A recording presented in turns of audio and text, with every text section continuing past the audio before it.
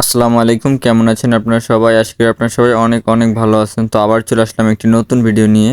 তো আজকে বাজারে গিয়েছিলাম একটি পায়রা এবং এক জোড়া লাল কবুতর আনার জন্য, কিন্তু বাজারে গিয়ে দেখতেছিলাম কোনো লাল কবুতর নাই জোড়ার সাথে। আর পায়রাও তেমন একটা পছন্দ হইতেছিল না, মানে তেমন একটা ডাক ছিল না, তাই নেইনি। তো বাড়ি এসে আমাদের কিছু দুধমান কচু ছিল, এগুলো উঠাইলাম এবং আরও কিছু উঠাইতে হইব। এখনও বাড়িতে অনেক কচু। তো এখন কিন্তু দাম অনেকটাই ভালো, দুইটা কচু বিক্রি করেছি 350 টাকায়। তারপর আমি চিন্তা করলাম আমাদের নারকেল গাছগুলো পরিষ্কার করে দিব এবং আপনাদেরকে দেখানোর চেষ্টা করব। আমাদের কিন্তু বাড়িতে একদম এক মাথা থেকে আর এক মাথায় সব জায়গায় নারকেল গাছ লাগানো আছে। তো নারকেল গাছগুলো পরিষ্কার করে অনেকগুলো পরিষ্কার করছি, তারপরে আমি ভিডিওটা অন করছি। যদিও প্রথম দিকে ভিডিও করার জন্য কেউ ছিল না, এই জন্য আমার একারই ভিডিও করতে হয়েছিল। তো তারপর আমি একজনকে ডাক দিলাম ভিডিও করার জন্য, আমার ছোটো ভাইকে। দেখতে পাচ্ছেন আমি কিন্তু অলরেডি অনেকগুলো পরিষ্কার করে দিয়েছি। যদি এই গাছগুলো আগে পরিষ্কার করে দেওয়া হতো তাহলে হয়তো বা এতদিনে নারকেল হয়ে যেত। আর এই গাছটায় কিছুটা সমস্যা ছিল।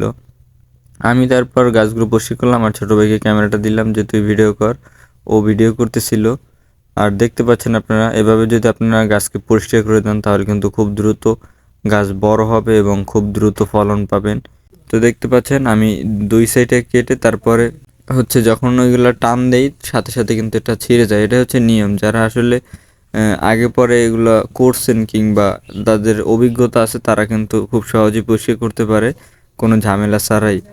এটা কিন্তু মানে এমনিতে যদি সিস্টেমটা না জানেন তাহলে কিন্তু কাটতে পারবেন না সঠিকভাবে বা সঠিক নিয়মে। তাহলে শুকানোর পর তারপর আপনাকে এগুলো ছিঁড়ে ফেলতে হবে। তো আমাদের বাড়িতে অনেক গাছ। তো আমি সবগুলো তো ভিডিও করলে অনেক বড় হয়ে যাবে, তো দুই একটা ভিডিও করছিলাম। আমি চিন্তা করলাম উপরে যে ফাত্রাগুলো আসলো ওইগুলো পরিষ্কার করতে। তো আলহামদুলিল্লাহ পরিষ্কার করা শেষে আমি নারিকেলের বাইলগুলো এক জায়গায় নিয়ে রাখতেছিলাম। এগুলো তো আর রাস্তায় ফেলে রাখা যাবে না। তো এগুলোকে পরিষ্কার করছিলাম, যদিও পরবর্তীতে এক ভাই এসে এগুলো নিয়ে গেছিলো। দুইটা না তিনটা, এগুলো দিয়ে কিন্তু ঝাড়ু বানানো যায়। আপনার যে শলার ঝাড়ুগুলো দেখেন এইগুলো থেকেই কিন্তু শলার ঝাড়ু তৈরি করা হয়।